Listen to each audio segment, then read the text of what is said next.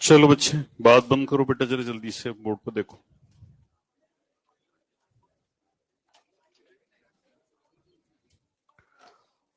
Wave optics कल खत्म हो गया था, रे ऑप्टिक्स से शुरू करना है। बेसिक से शुरू करते हैं, फिर मेजर पार्ट को लेते हैं। कॉपीज को बंद कर दो और थोड़ा ध्यान से सुनना, ध्यान से डेरिवेशन सीखना ताकि क्वेश्चंस कर सको। चलो सारे बोर्ड पे देखो बच्चे। क्लास 12th में फिजिक्स को 3 पार्ट्स में डिवाइड करते हैं, एक इलेक्ट्रोडायनेमिक्स, दूसरा मॉडर्न फिजिक्स और तीसरा ऑप्टिक्स। ऑप्टिक्स फिजिक्स की एक ऐसी ब्रांच है जिसमें कंप्लीट लाइट का डिस्कशन करते हैं। लाइट क्या है, लाइट कैसे चलती है, लाइट से कौन कौन से फिनोमिनास ऑब्जर्व होते हैं, इस लाइट का कंप्लीट डिस्कशन ऑप्टिक्स में किया जाता है। अगर मान लो यही पूछा जाए कि how we should define light, तो लाइट को डिफाइन करते हैं, light is a form of energy which makes the objects visible to us. Light के कारण ही डिफरेंट ऑब्जेक्ट्स हमें दिखाई देते हैं। अगर लाइट नहीं होती तो शायद हम एक दूसरे को भी नहीं देख पाते। तो ऑप्टिक्स में लाइट का डिस्कशन मेनली इस चैप्टर में किया जाता है। इस ऑप्टिक्स को 2 ब्रांचेस में डिवाइड किया गया है, एक जिसको कहते हैं रे ऑप्टिक्स, जो आज से हम शुरू करने जा रहे हैं, और दूसरा जिसको कहते हैं वेव ऑप्टिक्स, जो कल खत्म हो गया। इस रे ऑप्टिक्स में हम ये मान के चलते हैं कि light travels in straight line, जिसे कहते हैं रे। वेव ऑप्टिक्स में हम ये मान के चलते हैं कि light travels in the form of wave. Light 2 तरीके से चलती है, रे और वेव दोनों के फॉर्म में लाइट प्रोपोगेट करती है।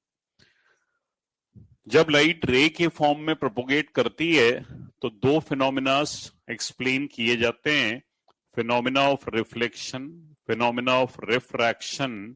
जब लाइट वेव के फॉर्म में चलती है तो 3 फिनोमिनास एक्सप्लेन किए जाते हैं, phenomena of interference, phenomena of diffraction, phenomena of polarisation. ये तीनों हमने डिस्कस कर लिए। कैसे पता चलेगा कि लाइट रे के फॉर्म में चल रही है?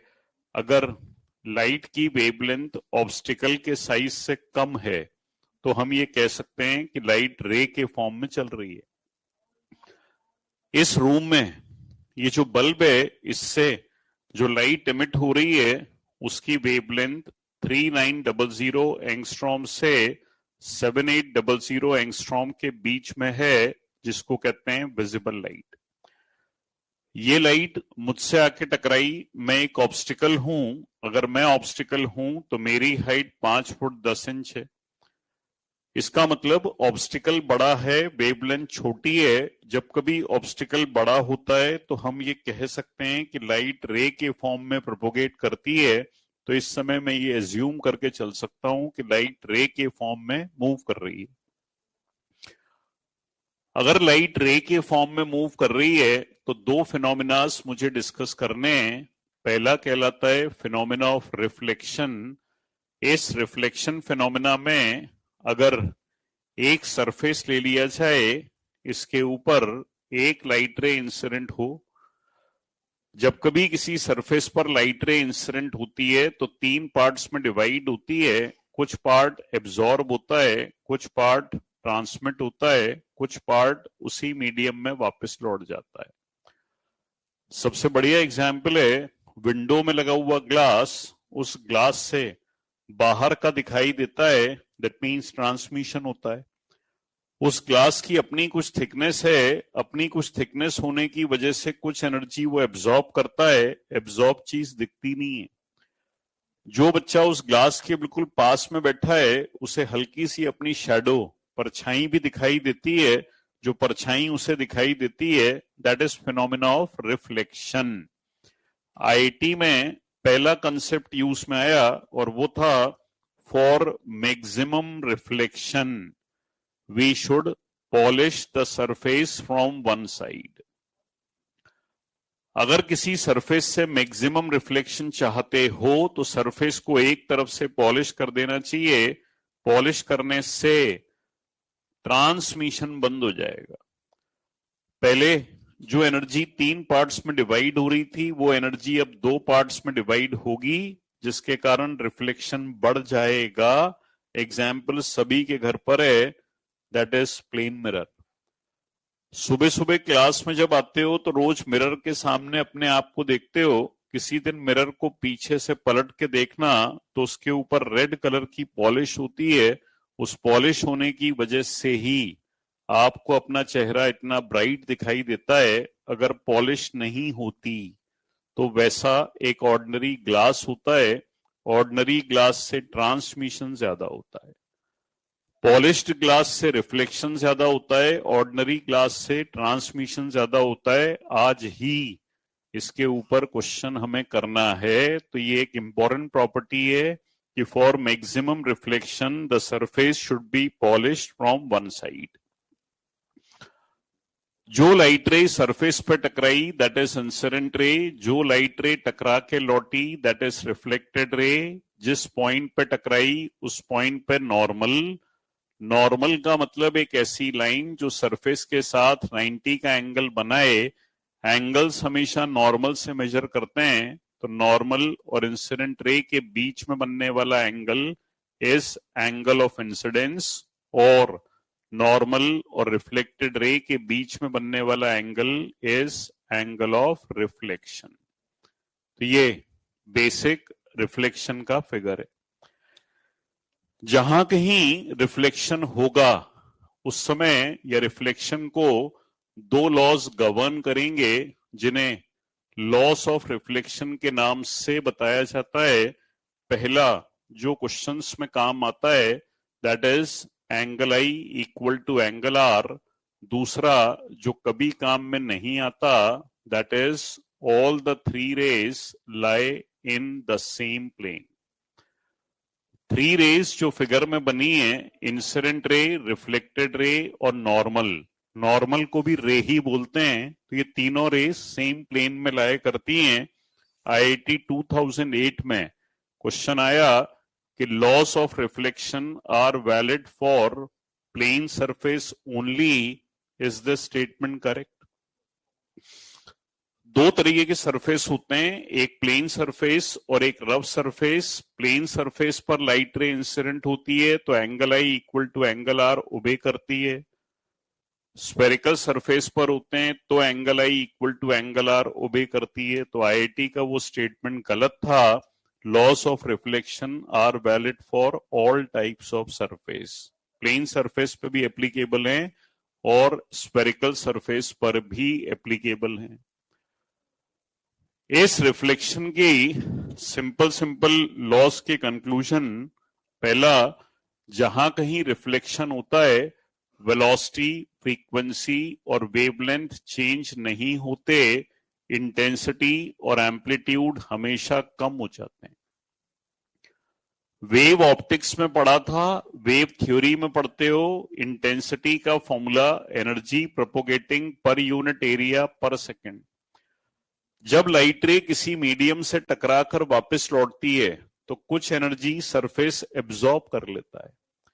इसके कारण रिफ्लेक्टेड लाइट की एनर्जी इंसिडेंट लाइट से कम हो जाती है। एनर्जी कम हो जाएगी तो इंटेंसिटी कम हो जाएगी, इंटेंसिटी कम हो जाएगी तो एम्पलीट्यूड कम हो जाएगा। तो रिफ्लेक्शन में इंटेंसिटी और एम्पलीट्यूड कम हो जाते हैं। सेकेंड, अगर एंगल आई 0 कर दिया जाए, एंगल्स हमेशा नॉर्मल से मेजर करते हैं। एंगल आई 0 होने का मतलब लाइट रे किसी सरफेस पर नॉर्मली इंसिडेंट होगी। अगर नॉर्मली इंसिडेंट होगी तो लॉ के हिसाब से अगर एंगल आई 0 है तो एंगल आर भी 0 होगा। ऐसी स्थिति में जितने एंगल पर इंसिडेंट होगी उतने एंगल पर रिफ्लेक्ट हो जाएगी। इसको कंडीशन ऑफ नॉर्मल इंसिडेंस भी कहते हैं। अगर एंगल आई 0 होगा तो एंगल आर 0 होगा, यानी लाइट रे उसी मीडियम में उसी पाथ को रिट्रेस करेगी। थर्ड, रेयरर मीडियम से रिफ्लेक्शन में जीरो फेज डिफरेंस होता है. Reflection from rarer medium it causes a phase change of zero, जबकि डेंसर मीडियम से रिफ्लेक्शन में पाई फेज डिफरेंस होता है. ये वेव थ्योरी में भी आता है और यहां भी आता है. बेसिकली होता तो रिफ्लेक्शन वेव के लिए, लेकिन क्योंकि रिफ्लेक्शन के नाम से टॉपिक डिस्कस कर रहे हैं इसलिए यहां इसको डिस्कस कर ले रहे हैं. डेंसर मीडियम से रिफ्लेक्शन में पाई फेज चेंज होता है. दो तरीके के मीडियम होते हैं, एक रेयरर और एक डेंसर. इस चैप्टर में आगे आएंगे. जैसे ये रेयरर मीडियम की बाउंड्री है, यानी इस तरफ डेंसर मीडियम है, इस तरफ रेयरर है. कोई वेव जब क्रेस्ट और ट्रफ के फॉर्म में चलते हुए आती है तो सरफेस से टकराने के बाद जब लौटती है तो उसका शेप नहीं बदलता. जहां क्रेस्ट था वहां क्रेस्ट रहता है, जहां ट्रफ था वहां ट्रफ रहता है. इसी की जगह अगर रेयरर मीडियम से चलते हुए आती है और डेंसर मीडियम की बाउंड्री से टकरा के लौटती है तो पाई का फेस चेंज हो जाता है, यानी क्रेस्ट को ट्रफ रिप्लेस करता है और ट्रफ को क्रेस्ट रिप्लेस करता है. तो ये कुछ इस तरीके की स्थिति होती है. इसे कभी कभार क्वेश्चंस में भी यूज करेंगे जब जरूरत पड़ेगी. रिफ्लेक्शन को दो तरीके से क्लासिफाई करते हैं. एक जिसको कहते हैं रेगुलर, दूसरा जिसको कहते हैं इररेगुलर. रेगुलर और इररेगुलर दो तरीके के रिफ्लेक्शन है. इस दो तरीके के रिफ्लेक्शन में एक में चाहिए प्लेन सरफेस, एक में चाहिए रफ सरफेस. ये प्लेन सरफेस और ये रफ सरफेस, दोनों के ऊपर पैरेलल लाइट रेज इंसिडेंट हुई. यहां पर पैरेलल लाइट रेज इंसिडेंट हुई, यहां पर भी पैरेलल लाइट रेज इंसिडेंट हुई. जब लाइट रेज किसी सरफेस पर टकराती हैं तो टकराने के बाद वो पैरेलली चली जाती हैं. यहां जब लाइट रेज टकराती हैं तो एक दूसरे के पैरेलल नहीं जाती. ये दो तरीके के रिफ्लेक्शन होते हैं. पेपर में ये नहीं पूछते कि पैरेलल आती हैं तो कैसे जाती हैं. पेपर में पूछते हैं कि दोनों में से अच्छा रिफ्लेक्शन कौन सा है और क्यों. फिगर देखें तो रेगुलर रिफ्लेक्शन देखने पे अच्छा लगता है. रेगुलर रिफ्लेक्शन में रेंज ऑफ विजन कम होती है, कम एरियाज में लाइट रे स्प्रेड हो रही हैं. इररेगुलर में ज्यादा एरिया में लाइट रे स्प्रेड होती हैं. तो regular reflection is less superior as compared to irregular reflection. हालांकि अगर ब्राइटनेस ऑफ इमेज के रिस्पेक्ट में पूछा जाए तो रेगुलर ज्यादा अच्छा होगा, क्योंकि कम एरिया में स्प्रेड होंगी तो इंटेंसिटी ऑफ इमेज ज्यादा होगी. यहाँ इंटेंसिटी ऑफ इमेज कम होगी, लेकिन पेपर में आता है तो रेंज ऑफ विजन के फॉर्म में आता है. तो रेंज ऑफ विजन के केस में इररेगुलर रिफ्लेक्शन ज्यादा अच्छा है as compared to regular reflection. चलो पहले इतना पार्ट कॉपी करो बच्चे.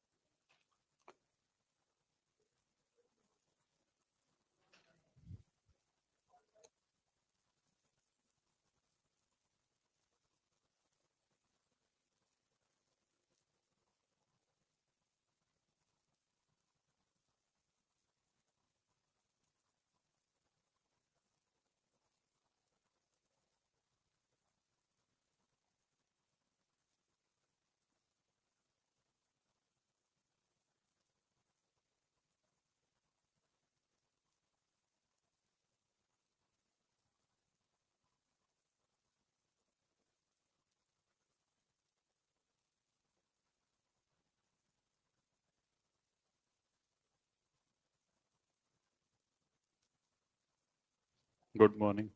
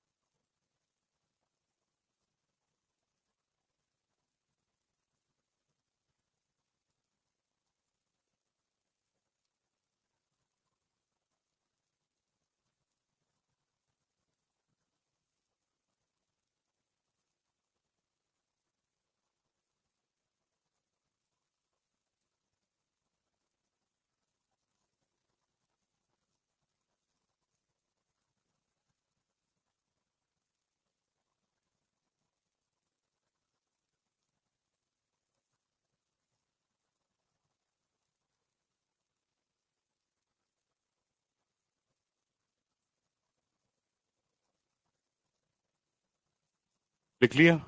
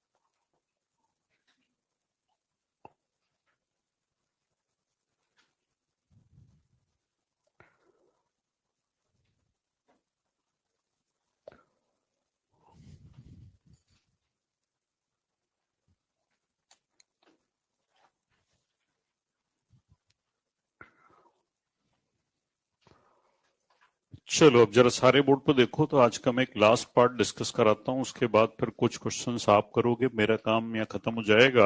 मैं फिर से कह रहा हूँ, डेरिवेशंस बहुत ध्यान से समझना। पेपर में अगर कोई अच्छा क्वेश्चन आ गया तो वो डेरिवेशन से होगा। आंसर केवल रटे हुए क्वेश्चंस पे काम कराएगा। ज्यादातर बच्चे रटे हुए क्वेश्चंस के ऊपर चलते हैं, इसलिए अक्सर यहाँ तो हो जाते हैं पर पेपर में गलती करते हैं। आराम से सुनो, ध्यान से सुनो। इस रे ऑप्टिक्स का दूसरा नाम ज्योमेट्रिकल ऑप्टिक्स है, और वो इसीलिए है क्योंकि इसमें सारे क्वेश्चंस ज्योमेट्री बेस्ड होते हैं। आपको ज्योमेट्री आती है तो बहुत बढ़िया है, ज्योमेट्री नहीं आती तो फिर रटने वाला काम शुरू हो जाता है।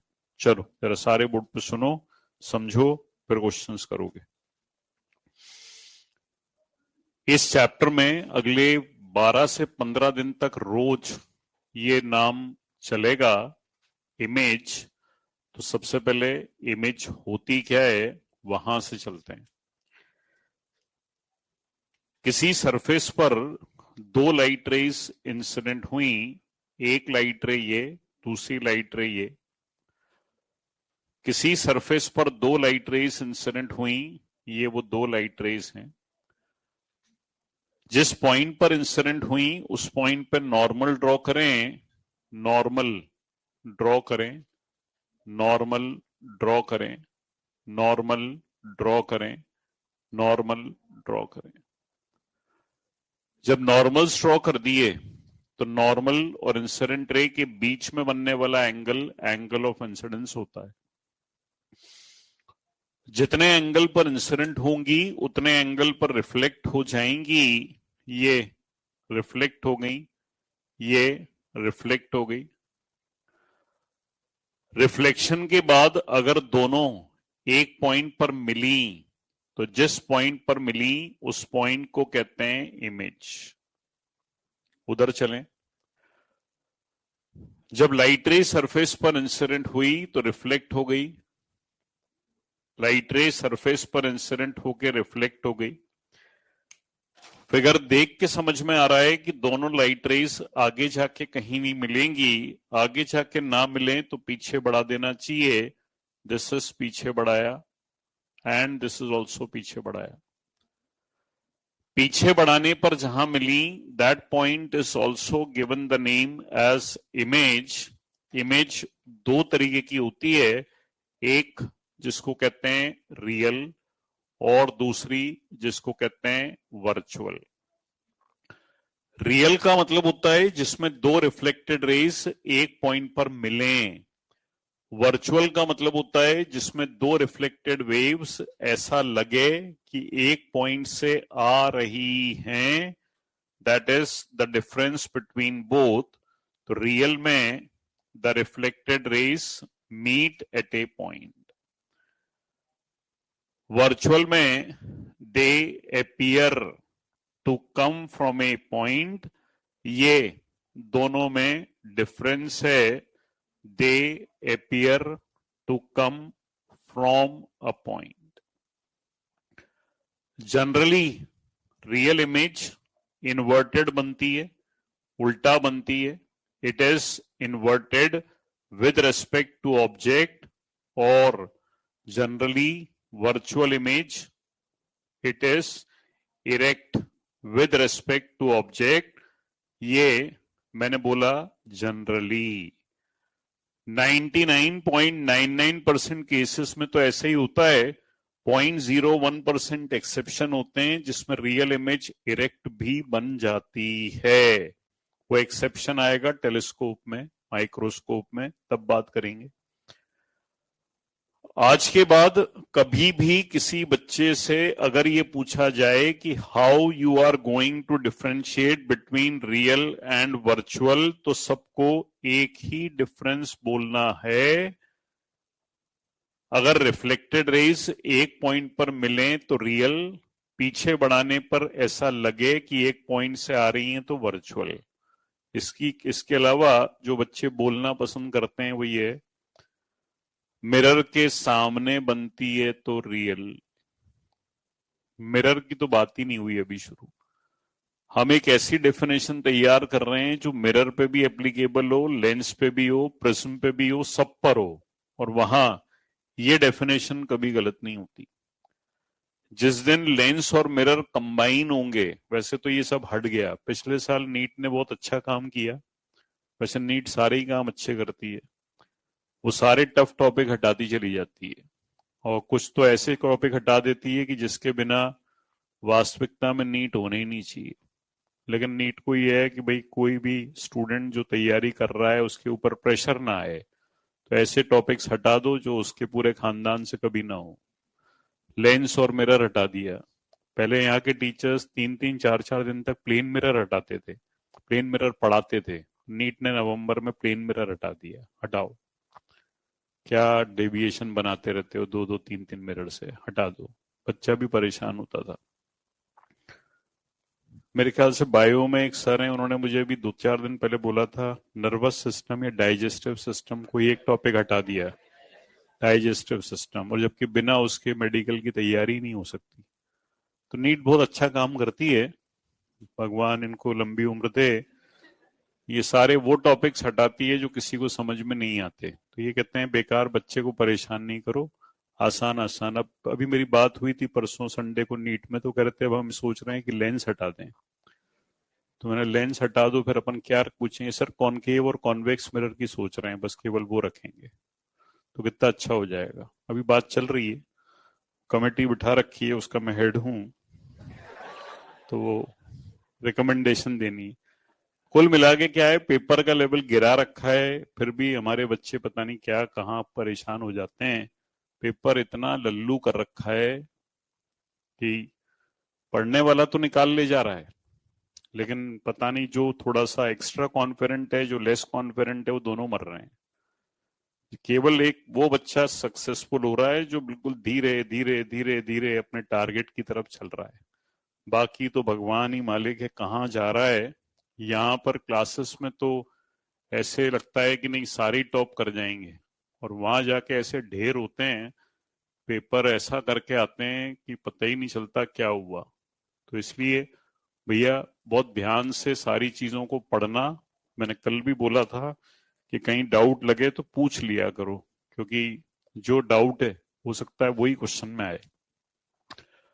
प्लेन मिरर सिलेबस में से हटा दिया है, पर मैं प्लेन मिरर का वो पार्ट बता रहा हूं जिसके बिना आगे चैप्टर दिक्कत देगा, क्योंकि कुछ क्वेश्चंस ऐसे हैं जिसमें लेंस और मिरर आता है या स्फेरिकल मिरर और प्लेन मिरर आता है, तो फिर वहां दिक्कत आती है। मॉड्यूल में कुछ दिए हैं, ज्यादा तो हटा दिए, और इस साल जो नया मॉड्यूल इन्होंने बनाया उसमें तो सब हटा दिया, और सब हटा दो सर।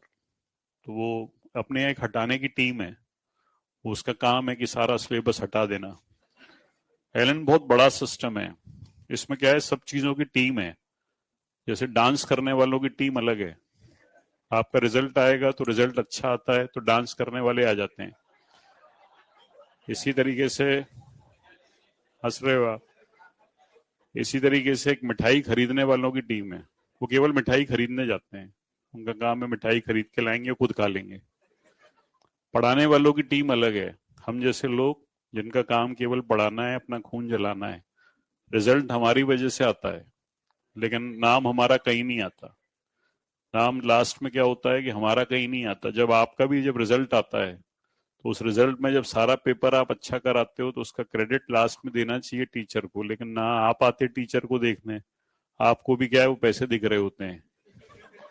ये लोग कहते हैं फर्स्ट रैंक आई है तेरे को 21 लाख रुपए मिलेंगे, तो वो पूछते हैं आपको किसने पढ़ाया, किसी ने भी पढ़ाया, 21 लाख कहाँ है।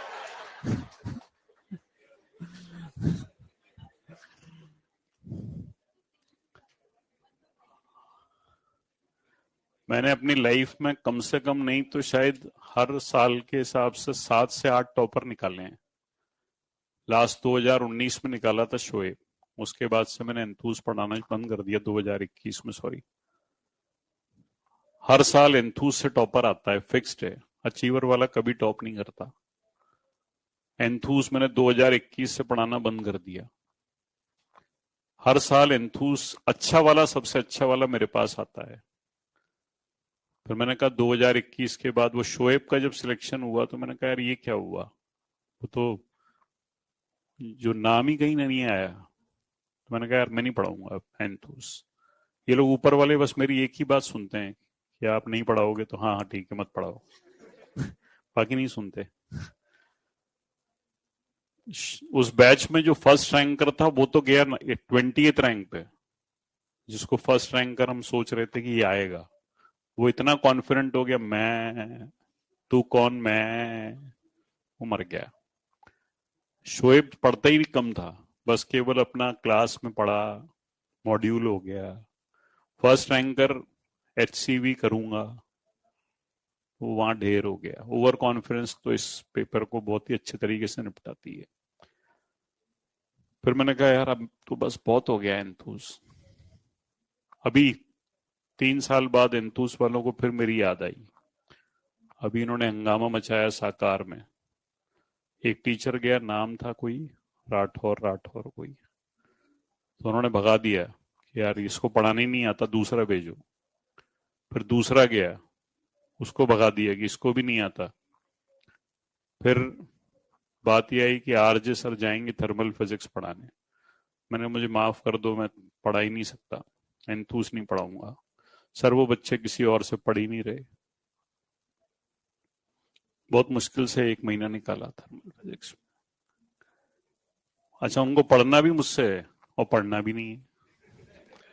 जो टॉपर्स थे उनको तो पढ़ना है, जो कचरा होता है वो कभी पढ़ने के लिए नहीं आता, वो केवल मस्ती करने के लिए आता है। वो टॉपर्स सारे पढ़ने के लिए आते थे। वो बड़े खुश हुए, लास्ट में बोले सर पूरी मैकेनिक्स शुरू कर दो ना, अब आप ही पढ़ाते रहो। मैंने बेटा मेरे को घर जाना है। वहां से फ्री वही था तब तक, यहाँ के लिए बोल दिया कि सर आप साकार तक तो आए ही हो, थोड़ा आगे बढ़ जाओ। मैं ठीक है। अब यहाँ पे पहले दिन क्लास शुरू ही की थी, पहले दिन।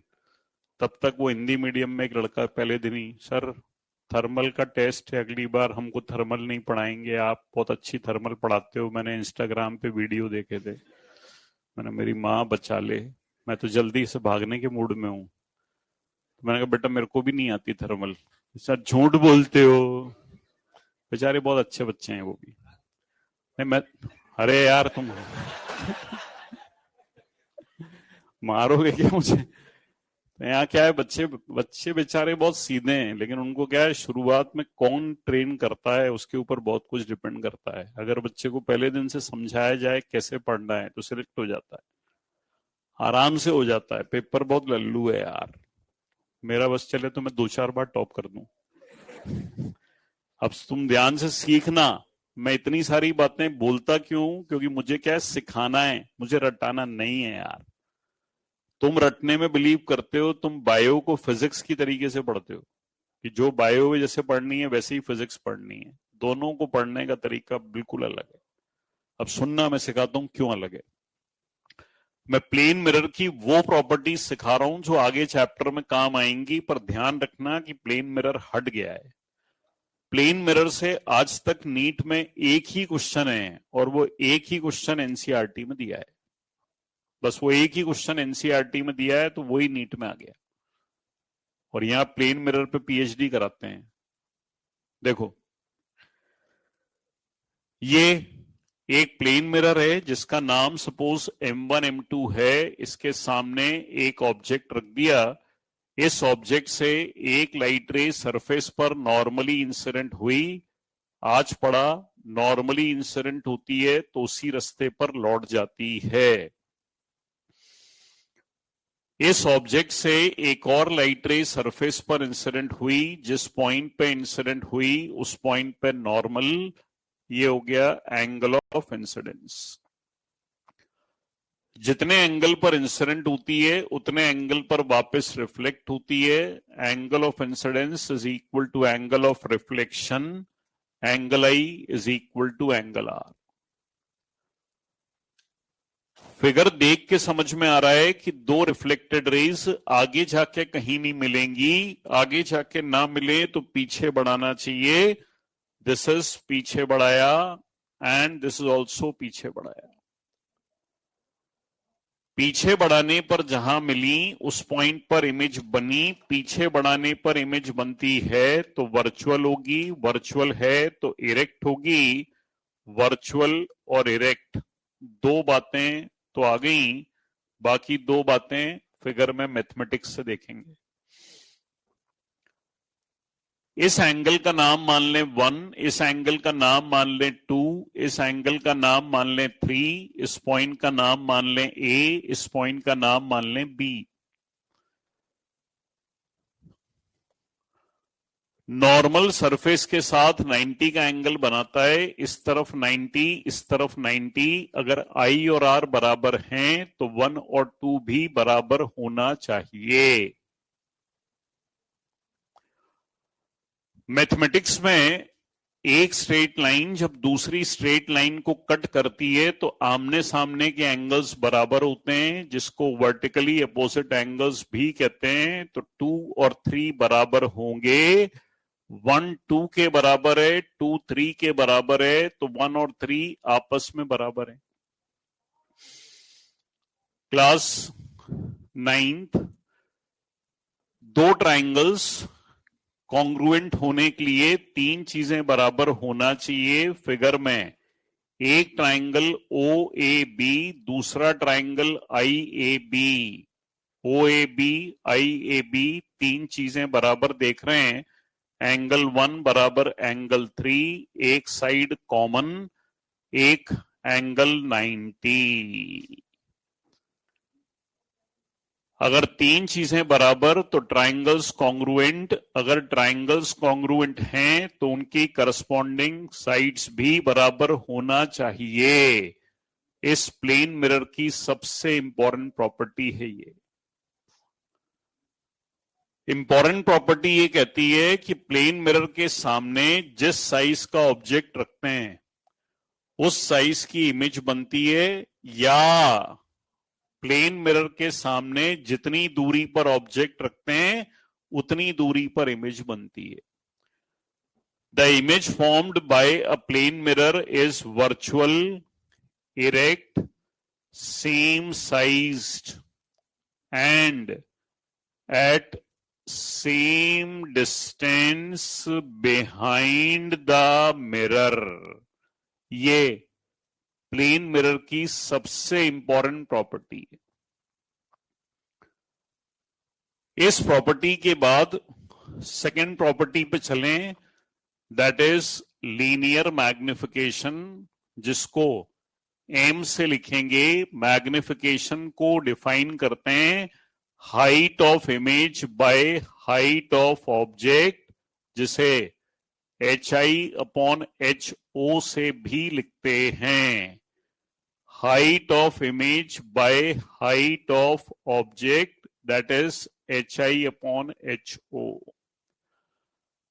अभी डिस्कस किया कि प्लेन मिरर के सामने जिस हाइट का ऑब्जेक्ट है उस हाइट की इमेज है। अगर दोनों की हाइट बराबर है तो प्लेन मिरर का मैग्निफिकेशन +1 होता है।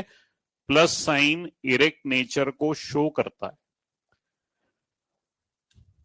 एक आध बच्चा इस फिगर को देख के मन में सोचता है, मुझसे नहीं पूछता, सर मिरर के सामने ऑब्जेक्ट को इस तरीके से रखा, उसकी इमेज इस तरीके से दिख रही है, तो सर ये इरेक्ट कहां है? ये तो इन्वर्टेड है सर।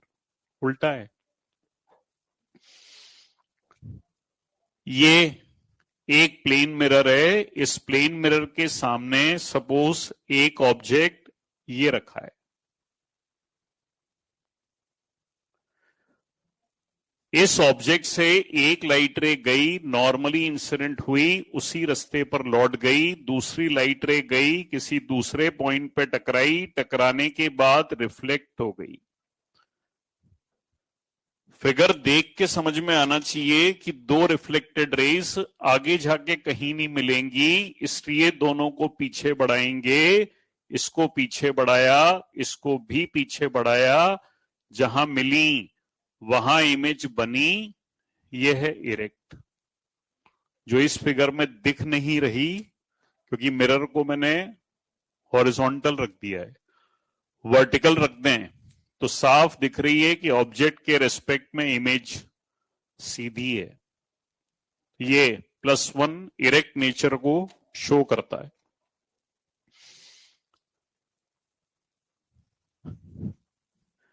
नीट में जो आज तक एकमात्र क्वेश्चन है वो ये है, मैं क्वेश्चन तो आप करोगे, मैं तो प्रॉपर्टी सिखा रहा हूं। एक प्लेन मिरर, इस प्लेन मिरर के ऊपर एक लाइट रे इंसिडेंट हुई, जहां इंसिडेंट हुई वहां नॉर्मल, ये रिफ्लेक्ट हो गई। ये एंगल ऑफ इंसिडेंस आई, तो ये एंगल ऑफ रिफ्लेक्शन आई, क्योंकि दोनों बराबर होते हैं, टोटल एंगल 2i।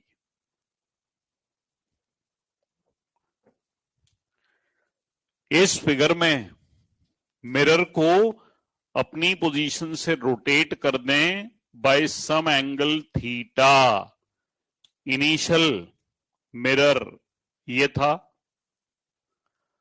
रोटेशन के बाद मिरर ये है। रोटेट इस तरीके से किया कि इंसिडेंट रे फिक्स्ड है, यानी दोनों मिरर्स के लिए सेम है। अगर इंसिडेंट रे फिक्स्ड है तो मिरर को घुमाने से एक तो नॉर्मल बदल जाएगा और एक रिफ्लेक्टेड रे बदल जाएगी। मैथमेटिक्स सीखते हैं। पुराना मिरर पुराने नॉर्मल के साथ 90 का एंगल बनाएगा। अगर ये एंगल थीटा है तो ये एंगल 90 माइनस थीटा होगा।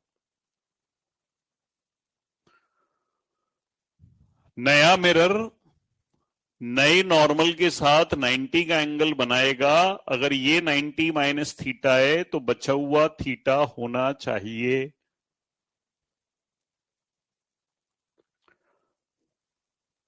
नए मिरर में इंसिडेंट रे और नॉर्मल के बीच बनने वाला एंगल एंगल ऑफ इंसिडेंस होता है। फिगर में ये एंगल आई है, ये एंगल थीटा है, तो ये एंगल आई प्लस थीटा होगा। अगर angle of incidence I plus theta है तो एंगल ऑफ रिफ्लेक्शन भी आई प्लस थीटा होना चाहिए। अगर दोनों आई प्लस थीटा होंगे तो total angle 2i plus 2 theta होगा।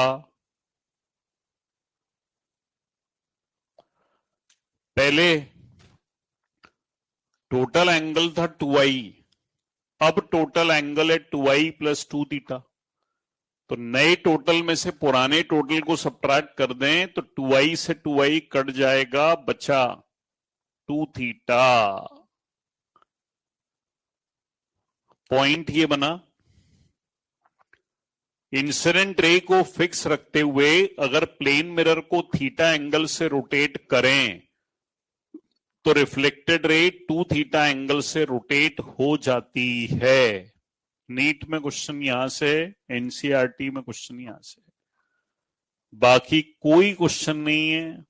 या प्लेन मिरर से इस पॉइंट को इसलिए डिस्कस कर लिया है कि वो एनसीईआरटी वाला क्वेश्चन अगर कभी पुरानी एनसीईआरटी से रिपीट हो जाए, जैसे लास्ट ईयर हुआ था, पुरानी एनसीईआरटी में कुछ दिया था, नई में कुछ दिया था, जिसपे कंट्रोवर्सी हुई थी, तो अपन उसी से बचने के लिए पुरानी एनसीईआरटी में इसके ऊपर क्वेश्चन है, नीट 2019 में इसके ऊपर क्वेश्चन है, तो वो अपन ने इसको डिस्कस कर लिया कि अपन उस कंट्रोवर्सी से बच जाएं।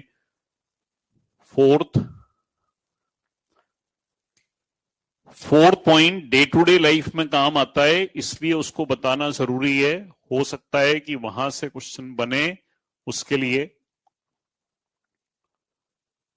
एक आदमी किसी प्लेन मिरर के सामने खड़े होकर अपनी कंप्लीट इमेज देखना चाहता है। सामने उस डोर में एक मिरर मान लेते हैं, तो उस मिरर के सामने मैं खड़े होकर सपोज अपनी कंप्लीट इमेज मिरर में देखना चाहता हूं, ये वो स्टेट है।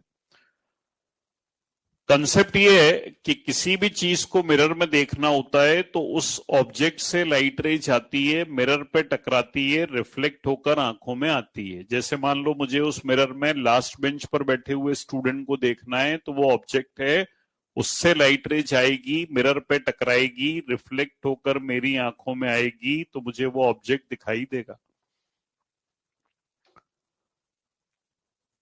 ऑब्जेक्ट से लाइट रे गई, मिरर पे टकराई, टकराने के बाद रिफ्लेक्ट होकर आंखों में आई, जिसकी वजह से इस आदमी का सिर उसे दिखाई दिया। From his head the light rays enter the human I.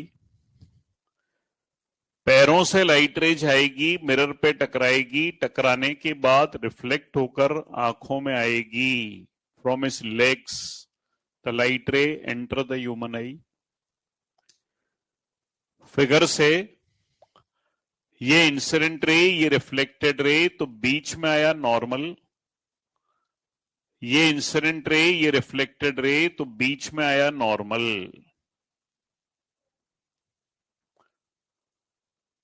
Geometry सिखा दी, अब ओरल ले लेते हैं। इन दोनों ट्राइंगल्स में देखें तो एंगल आई बराबर एंगल आर, एक एंगल 90, एक साइड कॉमन, तो ट्राइंगल्स कॉन्ग्रुएंट हो गए।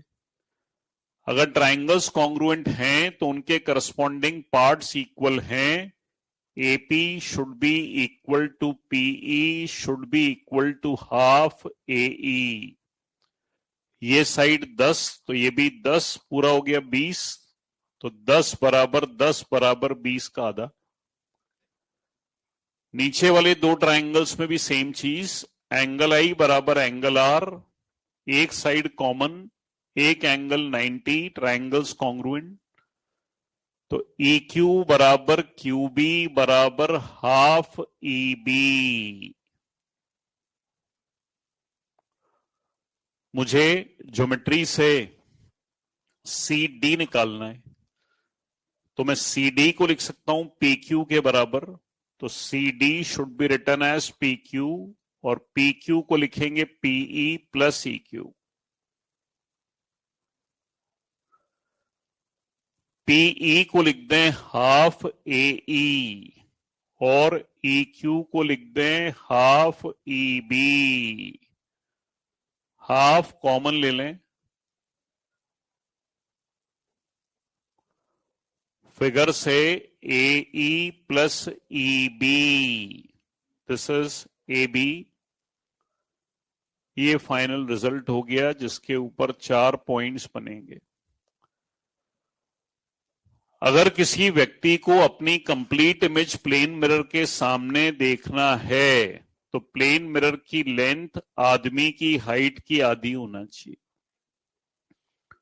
एक 6 फीट का आदमी किसी प्लेन मिरर के सामने खड़े होकर अपनी कंप्लीट इमेज देखना चाहता है, तो उसकी हाइट 6/2, दैट इज मिरर की लेंथ शुड बी 3 फीट होना चाहिए। सेकंड, ऐसे क्वेश्चंस में कंफ्यूज करने के लिए कई बार आंखों की पोजीशन देते हैं। आंखों की पोजीशन इस आंसर में नहीं आ रही, इसलिए उससे आंसर इफेक्ट नहीं करता। जैसे एक आदमी की हाइट 180 सेंटीमीटर है, उसकी आंखें उसके सर से 20 सेंटीमीटर की हाइट पर हैं। अब अगर वो प्लेन मिरर के सामने खड़े होकर अपनी इमेज देखना चाहता है तो मिरर की लेंथ क्या होगी? 180/2 इज 90। तीसरी चीज, ये जो आंसर है ये एक डिफाइंड डिस्टेंस पे डिपेंड करता है, जो डिस्टेंस क्वेश्चन में नहीं दिया जाता। हम ये मान के चलते हैं कि एग्जामिनर अगर क्वेश्चन पूछ रहा है तो वो इसी फॉर्मूले के हिसाब से पूछ रहा है, यानी कभी भी ऐसे क्वेश्चंस में हमें ये नहीं सोचना है कि आदमी मिरर के सामने कितने डिस्टेंस पे खड़ा होगा। हालांकि आदमी मिरर के सामने एक डेफिनेट डिस्टेंस पे खड़ा होगा तभी ये रिजल्ट वैलिड है। चौथा, कोटा में एक बड़ा अच्छा इंस्टीट्यूट था जो इस साल शायद बंद ही हो जाएगा, दैट इज वाइब्रेंट एकेडमी। इनके पास मुश्किल से 100-200 बच्चे हैं, अब खेल इनका खत्म ही हो गया करीब करीब। ये मेरे सामने खुला था vibrant academy in the year 2007। मेरे सामने कोटा में बहुत सारे इंस्टीट्यूट खुले। मेरा दुर्भाग्य है कि मैं कोटा में 26 साल से पढ़ा रहा हूँ। पहले तो सौभाग्य बोलता था, अब दुर्भाग्य है। पहले कोटा में 3 इंस्टीट्यूट हुआ करते थे, ABC, एलन बंसल और कैरियर पॉइंट। तो उसके बाद बहुत सारे इंस्टीट्यूट ठेले पे आए और वो सब ठेले पे ही चले गए। ठेले पे का मतलब अपन यहाँ से बाहर निकलते हैं तो बहुत सारे ठेले पे लगे होते हैं होर्डिंग्स, उसको मैं ठेले पे बोलता हूँ। बहुत अच्छे अच्छे लोग आए, रेजोनेंस आया मेरे सामने। पहले एक टैग लाइन चला करती थी FM पे, every second student in IIT JEE is from resonance. एक समय ऐसा था रेजोनेंस का, 30,000 बच्चे थे IIT के, वो भी बेचारा बंद ही हो गया। करीब गिने चुने बच्चे लेके बैठे हैं। कुछ को तो अपन नहीं कर दिया।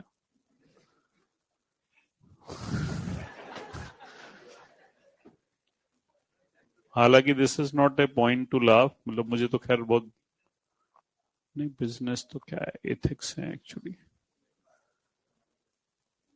तो वाइब्रेंट एकेडमी जब बना था तो उनकी प्लेन मिरर के मॉड्यूल में पहला क्वेश्चन ये था जो मैं बोल रहा हूं। एक आदमी जब प्लेन मिरर के सामने खड़े होकर अपनी कंप्लीट इमेज देखना चाहता है तो मिरर को जमीन से कितनी हाइट पर रखें जिससे कंप्लीट इमेज दिखाई देगी। ये वो क्वेश्चन था उनके मॉड्यूल में, ये अपने किसी मॉड्यूल में कहीं नहीं है। घर में करीब करीब सभी के यहाँ ड्रेसिंग टेबल होती है, जिनके यहाँ नहीं है दहेज में मिलती है।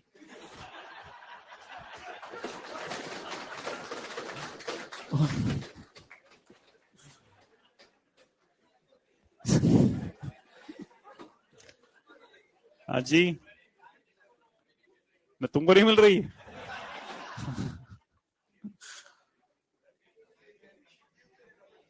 अब ये तो किस्मत है यार। इसमें तो मैं क्या करूं। अभी मैं वहां पढ़ा रहा था ना, तब तो मैंने ऐसे ही बोला कि यार थोड़ा सिंसियर रहा करो। क्लास में एक दिन क्या है, बच्चों के नंबर कम आए तो मुझे गुस्सा आ गया। मैंने कहा यार ना तुम सिंसियर रहा करो। पहले 18 साल की उम्र में तो शादी करा दिया करते थे, आदमी सिंसियर हो जाता था। तो पीछे वाला सर प्लीज करा दो ना। तो वही से तुम्हारी है कि सर दिला दो ना सर ये ड्रेसिंग टेबल। तो ड्रेसिंग टेबल में नीचे अलमारी होती है और ऊपर फिर मिरर होता है। और नीचे तो वो चूड़ी बिंदी रखने की अलमारी होती है और उसके बाद मिरर होता है। कभी ऐसी ड्रेसिंग टेबल नहीं देखी होगी जिसमें नीचे मिरर हो, ऊपर लकड़ी की अलमारी हो। तो उसका रीजन आज समझ में आ रहा है भैया। ये जो आदमी है जो प्लेन मिरर के सामने खड़ा है, आंखों से पैरों तक की हाइट का आधा यहां से प्लेन मिरर स्टार्ट होगा और आधी लेंथ का मिरर लेंगे तब जाके पर्सन को कंप्लीट इमेज दिखाई देगी। दोबारा सुनो, एग्जाम्पल से सुनो। सपोज मेरी हाइट 6 फीट है, आंखों से पैरों तक की हाइट सपोज 5 फीट है, तो 5 का आधा 2.5 फीट। तो 2.5 फीट की नीचे तो पहले बनाओ अलमारी चूड़ी बंदी रखने के लिए। अरे 6 फीट का आधा, 3 फीट की लंबाई का लो प्लेन मिरर। जब ये दोनों कंडीशन सेटिस्फाई होंगी तब पर्सन को अपनी कंप्लीट इमेज दिखाई देगी। पहले इस टॉपिक के ऊपर बहुत सारे क्वेश्चंस, उसमें एसआरजी की एक बुकलेट आती थी, रेस में बना देते थे, फर्जीवाड़े वाले क्वेश्चंस बनाते थे। फिर ये प्लेन मिरर ही हट गया तो वो सब हटा दिए गए। बाकी काम की चीज मैंने एग्जाम्पल से बता दी। लास्ट प्रॉपर्टी और डिस्कस कर लें, दैट इज प्लेन मिरर की फोकल लेंथ इनफाइनाइट और प्लेन मिरर की पावर 0 होती है। ये छोटी छोटी सी कुछ प्रॉपर्टीज हैं, मैंने पहले ही कहा कि सिलेबस में ना होने के बाद भी इन प्रॉपर्टीज से क्वेश्चन बन सकते हैं। करो कॉपी तो कुछ एग्जाम्पल कर लें बच्चे।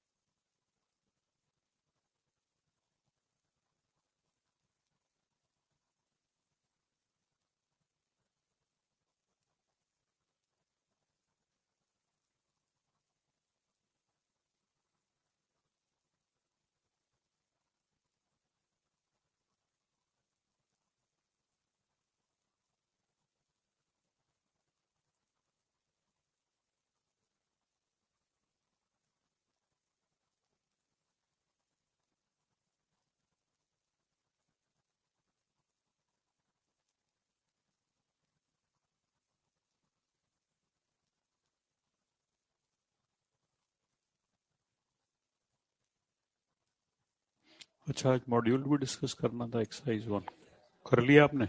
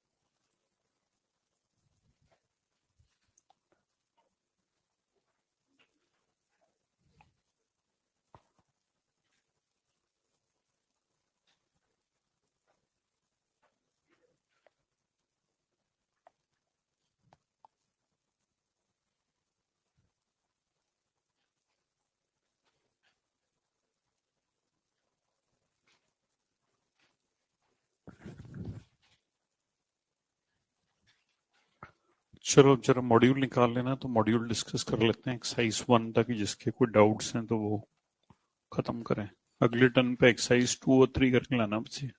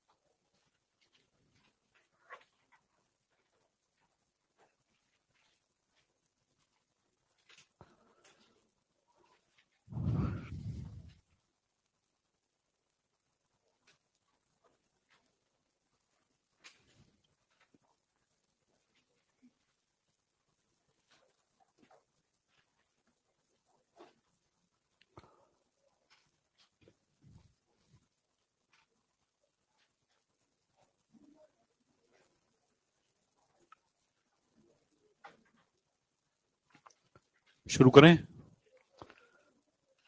मैं क्वेश्चन नंबर 1 से नंबर्स कॉल करता हूं, जिसको जिसमें डाउट है उस पर अपना जस्ट हाथ खड़ा करना, तो मैं उसको एक बार क्लास में डिस्कस कर दूंगा ताकि वो डाउट्स यहीं खत्म हो जाएं। एक्सरसाइज 1 वेव ऑप्टिक्स की क्वेश्चन नंबर 1 से शुरू कर रहे हैं। 1 2 3 4 5 5 5 में क्या है? The main drawback of Huygens theory was, Huygens की थ्योरी में ईथर नहीं मिला था। 4th पॉइंट में लिखा है, it was failed to determine the verification of ether। 6 क्या कुछ और बोलना है? सेकंड में लिखा है failure to explain spectrum of white light. White light के बारे में तो कहीं डिस्कशन ही नहीं हुआ था, ये तो फिनोमिनास को एक्सप्लेन करती थी मेनली, तो उसमें स्पेक्ट्रम की बात डिस्कस आई नहीं थी। मतलब स्पेक्ट्रम को डिस्कस करने के लिए डिस्पर्शन आता है, पर डिस्पर्शन तो उसने चेक ही नहीं किया, तो फेलियर की बात ही नहीं, ना वो सक्सेस में आएगा ना वो फेलियर में आएगा। 6 7 8 9 10 10 10 शायद कल ही हुआ था डिस्कस कि इंटरफेरेंस से कोई फिनोमेना एक्सप्लेन नहीं होता, क्योंकि इंटरफेरेंस सारी वेव्स पर एप्लीकेबल है। None of the above. Interference transverse wave पर भी है एप्लीकेबल, लॉन्गिट्यूडनल वेव्स पर भी एप्लीकेबल है। 11 12 13 14 15 15 में लिखा है coherent source can be obtained by, दो मेथड्स लिखे थे क्लास में, एक डिवीजन ऑफ वेव फ्रंट था और एक डिवीजन ऑफ एम्पलीट्यूड था। 16 17 18 19 20 21 22 23 24 25 26 27 28 29 30 31 32 33 34 35 36 37 38 38 पूछना है आपको?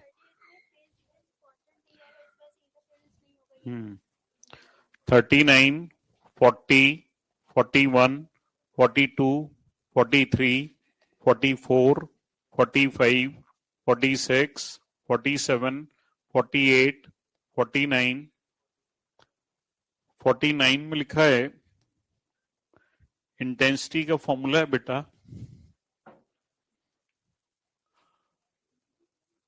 आई रिजल्टेंट का फॉर्मूला हमने लिखा था I1 plus I2 plus 2√I1I2 cos phi.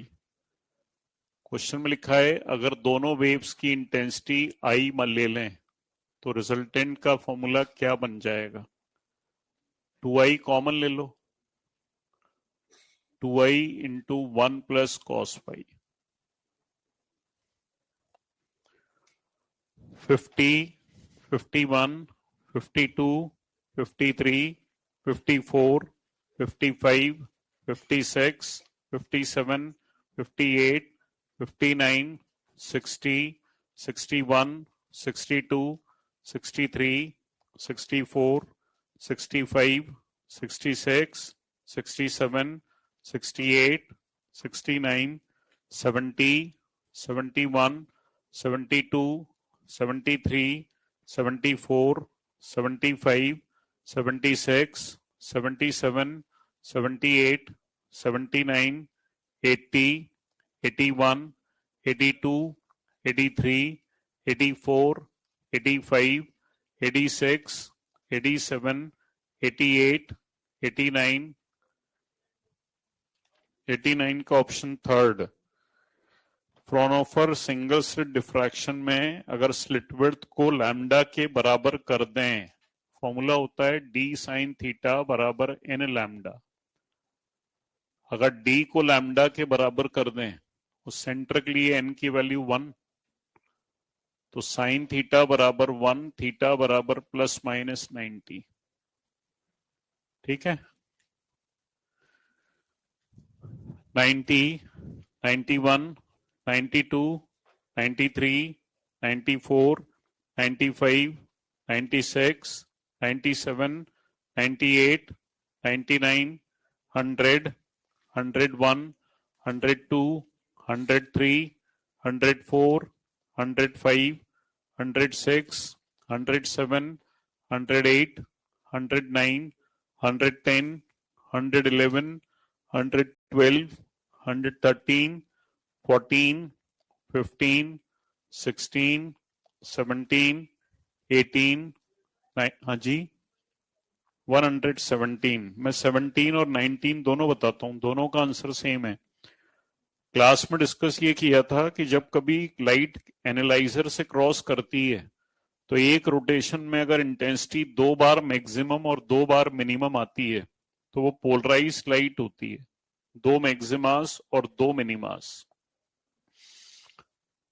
उन दोनों क्वेश्चंस में यही लिखा है कि हमने लाइट को किसी एनालाइजर से क्रॉस कराया या पोलरॉइड से क्रॉस कराया, तो चौथे ऑप्शन में लिखा है the intensity of light is twice maximum and twice zero. ठीक है, जीरो क्यों? क्योंकि हमने फॉर्मूला लिखा था आई बराबर आई नॉट कॉस स्क्वायर थीटा, तो कॉस स्क्वायर थीटा की मिनिमम वैल्यू होती है 0 और मैक्सिमम होती है 1, तो उसमें मिनिमम की वैल्यू लिख दी है 0, तो इसलिए फोर्थ ऑप्शन। ठीक है, 119 में भी फोर्थ ऑप्शन में लिखा है intensity is varying between maximum and 0। Maximum twice कैसे होगा? एक काम करो, हमने क्या किया था, एनालाइजर को रोटेट किया था एक रोटेशन में, तो एक रोटेशन का मतलब 0 से 360, तो 0 से 360 के बीच में कॉस थीटा की वैल्यू 1 कब कब होती है? एक तो 0 पर होती है और एक 180 पर होती है, और 0 कब कब होती है? 90 पर और 270 पर। ठीक है, 118, 19, 19 का फर्स्ट ऑप्शन। बेटा फर्स्ट ऑप्शन लिखा है varies between maximum and minimum, minimum की एग्जैक्ट वैल्यू बताई हुई है 0, इसलिए मोर अप्रोप्रिएट आंसर है फोर्थ। जैसे आप मोर अप्रोप्रिएट पे अपन डिस्कशन करें तो आपने क्वेश्चन पूछा नहीं, और वो था 105। क्वेश्चन में लिखा है पोलराइजर इज यूज्ड टू, उसका एक ऑप्शन मेरे हिसाब से सही है, it is used to produce polarised light, और जब पोलराइज्ड लाइट प्रोड्यूस करता है तो इंटेंसिटी भी कम कर देता है, तो फिर दूसरा आंसर भी सही हो जाएगा। पर मोर करेक्ट कौन सा है? That is the best option is to produce light. ठीक है ना, अगले डन पे 2 और 3 करेंगे बच्चे। Thank you.